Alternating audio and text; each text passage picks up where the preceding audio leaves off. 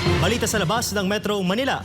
Isang mag-ina ang nabangga ng bus sa Cebu habang nakuryente naman ang isang lalaking nagkukumpuni ng bubong. Samantala, nagdulot ng takot ang pagtama ng 7.4 magnitude na lindol sa Davao Oriental. Ngayong Biyernes, narito ang balita ni Daniela Paulite. Sa Cebu, isang mag-ina ang nasangkot sa aksidente sa barangay Giwanon sa bayan ng Barili matapos mabangga ng pampasaherong bus nitong Oktubre 9.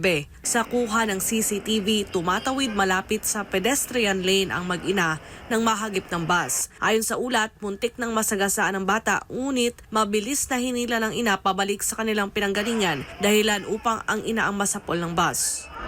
Samantala, nakuhanan din ng CCTV ang isang lalaking nakuryente habang nagkukumpuni ng bubong sa Cebu. Makikita sa video na aksidenteng sumabit ang lalaki sa live wire at biglang nangisay hanggang sa mawala ng malay. Agad siyang hinila ng mga residente pababa at isinakay sa tricycle upang isugod sa ospital.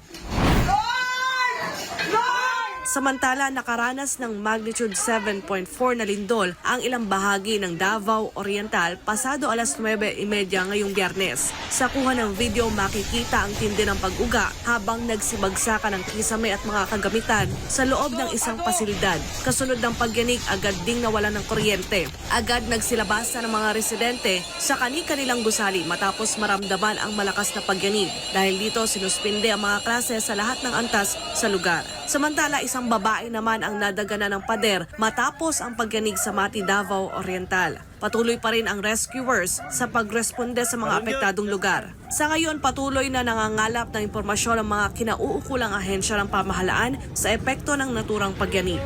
Para sa Diyos at sa Pilipinas kong mahal, Daniela Paulite, SMNI News.